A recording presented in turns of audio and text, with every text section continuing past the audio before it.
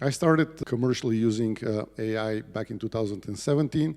Initially, it was computer vision and machine learning data analytics. Back in the day, it was not so easy to do what code interpreter can do today, so we actually had to do a lot of work to get the things done. Then I met Dr. Cordon, who is one of the, I would say, great researchers and practitioners before all in the area of artificial intelligence. And it was a very simple presentation that he did. But he explained very simply, and within 1 hour, I got transformed with regards to how I perceived the application of artificial intelligence. I was really able, after 1 hour of presentation, to see how artificial intelligence is applicable to anything and any business, any really even social activity, in a way that it can automate everything simply and intelligently. And then December the 3rd, 2022 was a really transformative day for me. Ilya mentioned that I am the chairman of the ICT cluster, so December 3rd was the Saturday, so I had dedicated the Saturday and the Sunday to work on the 2023 program for the cluster. And there was one product that we were going to introduce during the year. And I really didn't want to start working on it because I knew that this was going to be a lot of work. And I was expecting to really invest about a month to get this product completed. But then I knew about ChatGPT. I just didn't have the time to use it on the first and the second. So I gave it a try. The title was My Teacher, My Hero. And what we wanted to do is we wanted to develop a program whereas the business could support some of the teachers in the community. And I was able to finish the product in 2 hours. Now, I have 20 years product design background. I don't take product design lightly. And I was really thinking that it is going to take at least a month. And it took 2 hours, and I got 40 pages of compressed content, really from vision, strategy, roadmap, down to the marketing collateral, everything ready to go. What I experienced at that point was something that changed my perception about it, even turned around the way that I understood product design. And this was the notion of creating magic. I experienced magic while working with ChatGPT back then. And the magic came from the fact that it was a product which was guiding me. Usually, we as humans, we use the software to achieve certain objective. We are the active participant. We are the ones that drive the next step. And I felt that it was working the other way around. I was prompting the chat, but it was really giving me the next step. So I was gliding almost, if you will, on a smooth surface. And that is why I was able to really go back and forth very easily and complete the design of this product. And this changed completely my perception about how human-software interaction or human-system interaction should work, in the sense that I realized that things have changed fundamentally and the system is going to become the active part in the participation. So the things, in my mind, changed on 180 degrees, and the system or the tools or the software that we use, where the humans are the active side of the interaction, and we use the software, to me, has changed completely and has changed forever.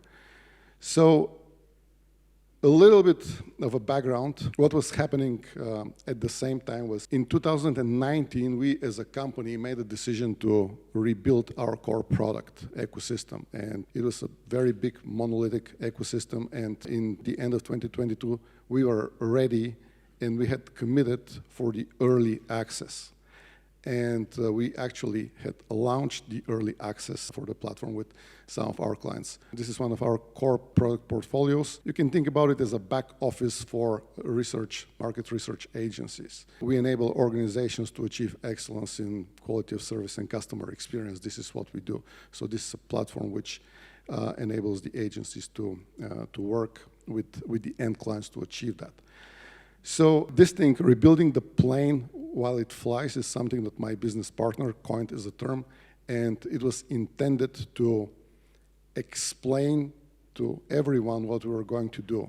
So what we were going to do is, while we were launching the system after 4 years of development, more than, let's say, 100 people working on it, we were going to rebuild the system at the same time while we were launching it. And the reason why we needed to do that is because we realized that things have changed completely.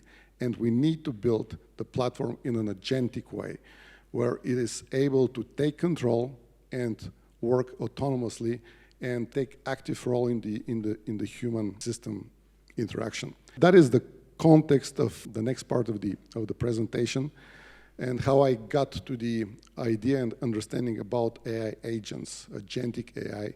And that is why I think the agent protocol is of fundamental importance to the future development of the artificial intelligence, because this is going to be the glue which is going to connect the AI agents of the future. So what is agentic AI? Agentic AI is systems that can act autonomously and make decisions based on their programming and learning. So in essence, autonomous agents. They need to be autonomous, adaptable, they make decisions, and they're goal-oriented. And the last thing is actually the most important one. The agents have mission. They exist to fulfill the mission, and they're mission-driven. Now, obviously, they have principles and other limitations that they need to be aware about, but they are mission-driven, and they are active in the environment. How I think about agentic AI is the following. I wake up in the morning, and I check my agents. Before I go to bed, I have given my agents the task to test a couple of product concepts that I had. So they developed the concepts, went out on the internet, searched for reference products. You can think about it as competitor products, researched the market, did the segmentation of the market, did the market analysis. So in the morning, I get a complete list about this, and this was something that the agents did during the night. So what I expect from the intelligent agent in the morning is to get a report with regards to, this was your idea, this is where it will work, this is where it will not work, and these are the recommendations. What are your decisions? And this final part is key, because this is what I expect the agent to do. I expect the agent to work in certain guardrails, and when the agent cannot exceed the guardrails, I expect the agent to ask me for feedback. And this is the human-agent interaction. So that is agentic AI as I understand it. Now, luckily, OpenAI made it very easy for me to explain what it is. They just released an article 5 days ago, Practices for Governing Agentic AI Systems. It was a very, very good coincidence.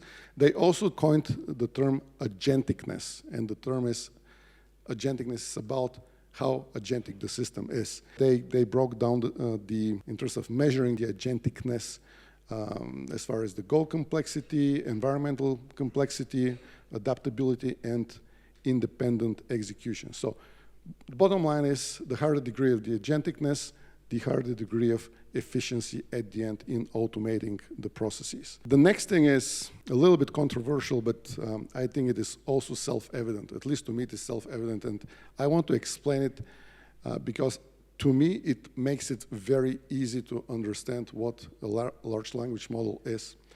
And I look at it as a small projection of the world. I call it a small model of the world. And I'll explain this. So the LLM is expected to take all the knowledge from the internet, and then when you give a sequence of words, to predict the next most probable world. But the way that I look at it is, the words and all the content on the internet is projection of the real life. So as the models become bigger and bigger, what I believe is happening in terms of transformation is they actually create a projection of the real world. And when I look at the LLMs and when I work with a LLM from that perspective, it makes the prompting and the prompt engineer, which is the lowest level of interaction, much easier. So it actually makes it much easier to work with any LLM.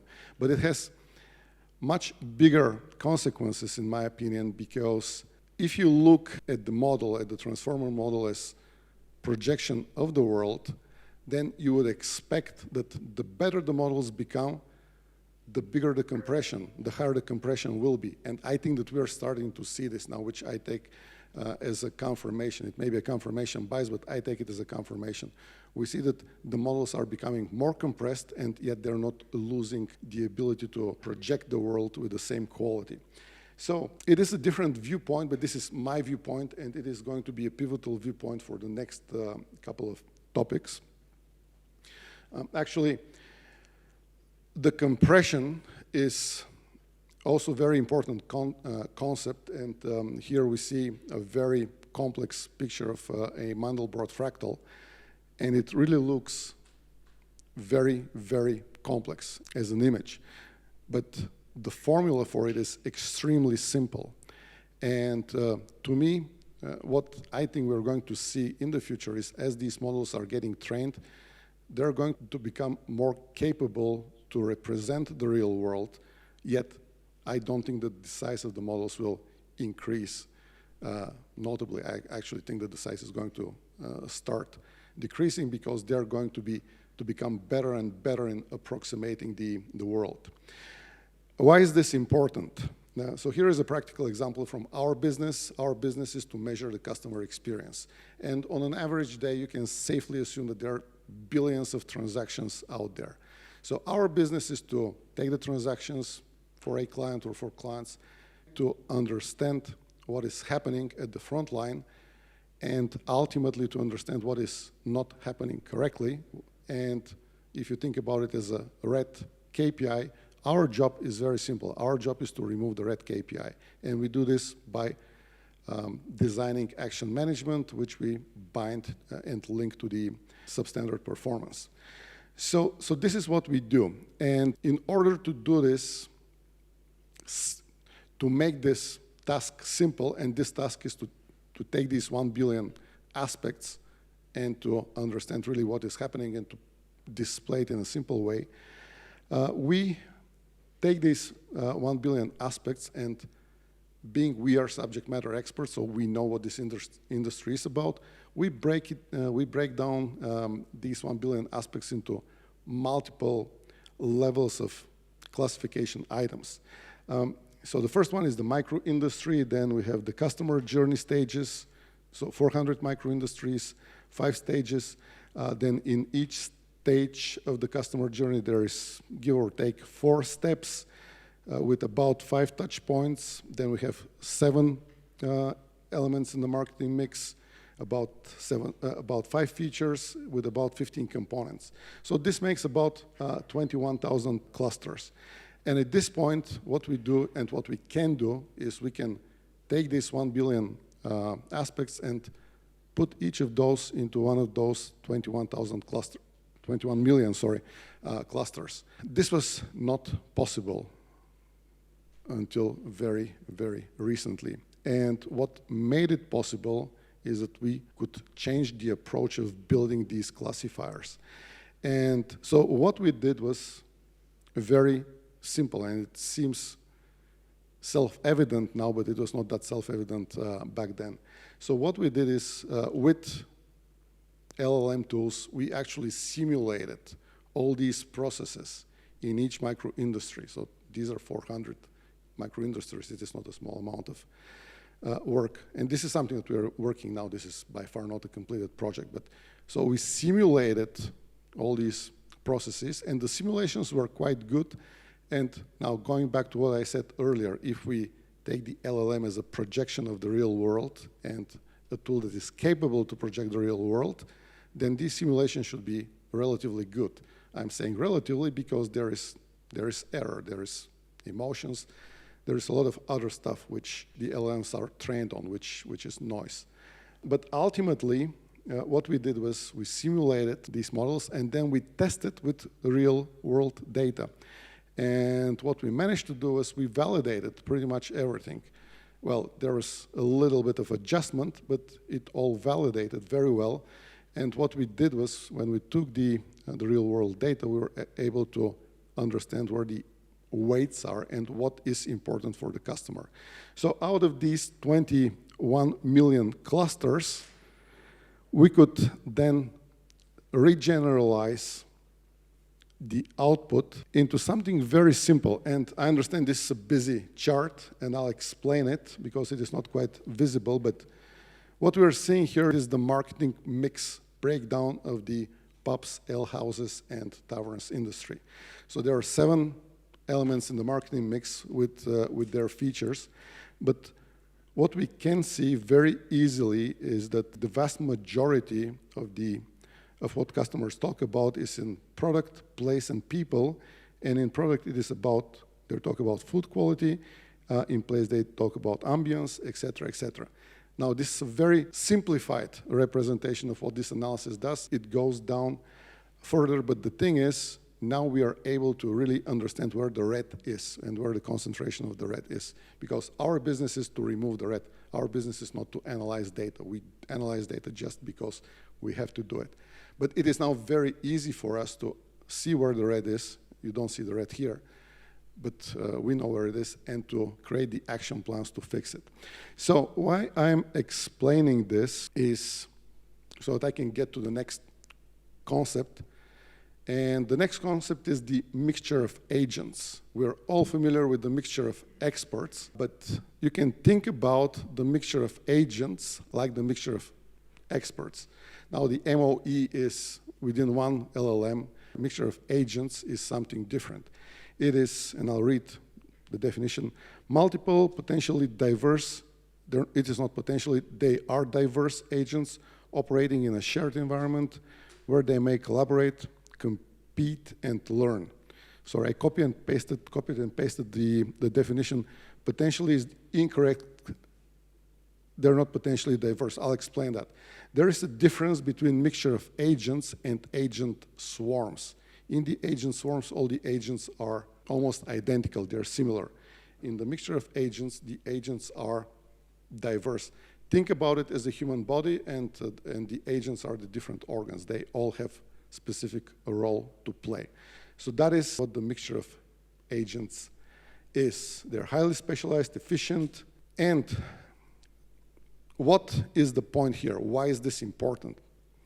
It is important because this approach is taking a powerful LLM to simulate something and then validating this simulation with real-world examples gives a very specific and I would say accurate model of the world. And you don't need powerful model to run it at this point. It can run on a very, very simple model. And at this point, we can not only use a simpler model, but we can also define the guidelines and the guardrails. This comes from our expertise as subject matter experts. I'm sure that everyone here is a subject matter expert in a field. Our field happens to be customer experience. But this makes the agents aligned by design. And we know the problem that we have with AI alignment now. So I guess what I'm saying here is that agents, highly specialized agents, can be achieved today with the tools that we have today. I don't think that we actually need more complex LLMs or better LLMs. Yes, they're going to make the simulations easier, better, faster, but I think we're at the point where we can start building very well fit for the purpose agents. So I'm going to take another approach here, and then I'm going to summarize the concept of the agents and why they're important and why they're important for us to start building those agents now. We talked about retrieval augmented generation, and it is a big thing these days. I want to give an example with something that I built recently.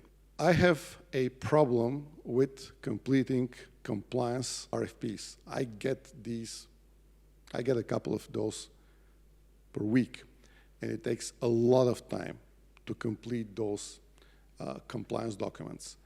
I cannot use retrieval augmented generation, because it will generate an answer that may be anything. It may hallucinate, it may do anything. Now, it is great for a chatbot because the chatbot is forgiving. Nothing will happen if the chatbot hallucinates. However, if I respond to a client with something that is not vetted by legal, that will have disastrous consequences. So I want to make this, I want to emphasize on this. There are applications which are forgiving, and there are applications which are not forgiving. Now, unfortunately, the latter ones are the important ones. And for those, we need different tool set. And retrieval augmented is not the tool set for those. Guardrails and guidelines and agents that adhere to those guidelines and guardrails are the tools if we want to automate. And I think that we already established that automation is the way of the future. So the agent protocol is one thing. It is the communication bus. It is going to be at one point a communication bus across the agents, but we also need to establish an architecture for the agents themselves. And for the last couple of months, I have been looking and searching for the ultimate architecture. Obviously, this is a new area in the realm of artificial intelligence, so this is going to be developing in a very fast pace. But the best architecture that I have found so far is one that is proposed by David Shapiro. There is a link below this graphic, and it is his autonomous cognitive entity. I strongly recommend for anyone that is interested in agentic AI to follow David Shapiro. There is a lot of knowledge there. Okay, so here, this was while we were visualizing another interesting link that I found. This is a Nano-GPT 85K model. What it does is it visualizes how an LLM works, and you can see step by step. I think it is amazing, and I thought that I knew how these things worked, but it is a different perspective when you really see it animated. It is small model, 3 transformers with 3 self-reflection heads. And the other thing which is quite amazing here is the size difference. They have the size difference comparison between the Nano-GPT, which is this one, with GPT-2, which is this one, with GPT-2 XL, which is this one, and then GPT-3, which is this one. Now, the Nano-GPT is a small dot that is not visible here. That is how different in size these models are. So this leads me to the next topic. Why is this important? But before I get to it, I want to add another viewpoint to my conclusion, and it is the different perceptions that we see and we experience in life. So we have people that don't know that AI exists. We have the people that say it is hype, and yes, it is hype, but the iPhone was hype, and we know how it ended. And then there is the third group, which is, yes, it is great, but it cannot be smarter than me because I'm the smartest one, so as it progresses, it is going to decelerate. To me, this is the flat Earth symptom. And then on the other side, we have the accelerating, self-accelerating guys, artificial superintelligence soon, AGI imminent, and ultimately we get the cults. We also get the cults. What I'm missing is the part between 3 and 4, and I hope that we can be the part between 3 and 4. And to me, this is where we can build at the speed of the EX, but build AI in a way that it is responsible by design. And this is where I see the role of the agentic AI and us being able to build agentic AI systems and mixture of agents. The frontier of automation, if someone is still have doubts, things are automating at insane pace, And the frontier of automation is in essence the total sphere of tasks that can be automated. This term was also coined, the term frontier of automation was also coined very recently, I think 2 weeks ago, by Anton Korniak. Great article, also recommended read. And as Ilya said,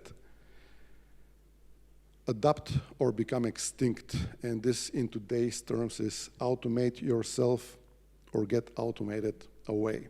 But what is important is that the automation starts from within.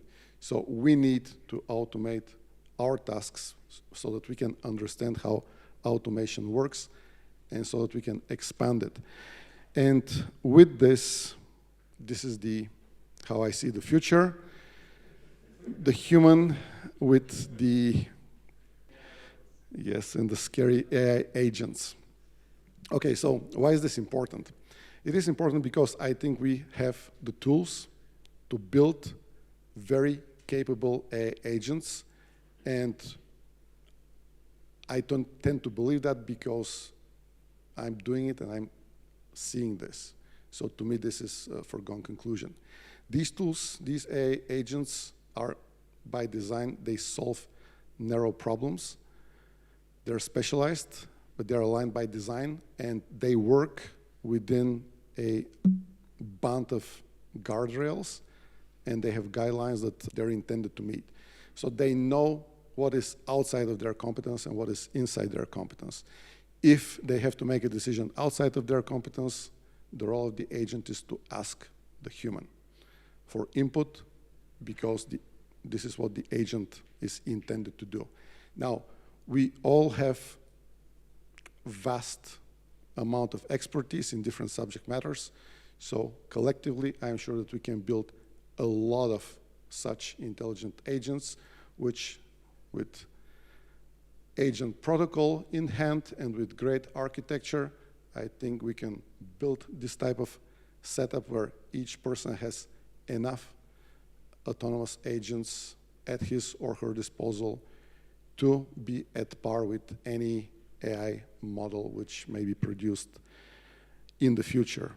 So when we automate everything, we'll have plenty of time to start exploring the world, because the models are projection. There will be still a lot to explore in the little tiny pieces which the models did not learn from. And I think that this is a good opportunity for us, assuming we are protected with the availability of these agents, to start exploring the world. I think that as we explore the world, we're going to start understanding a lot about the world and a lot about ourselves.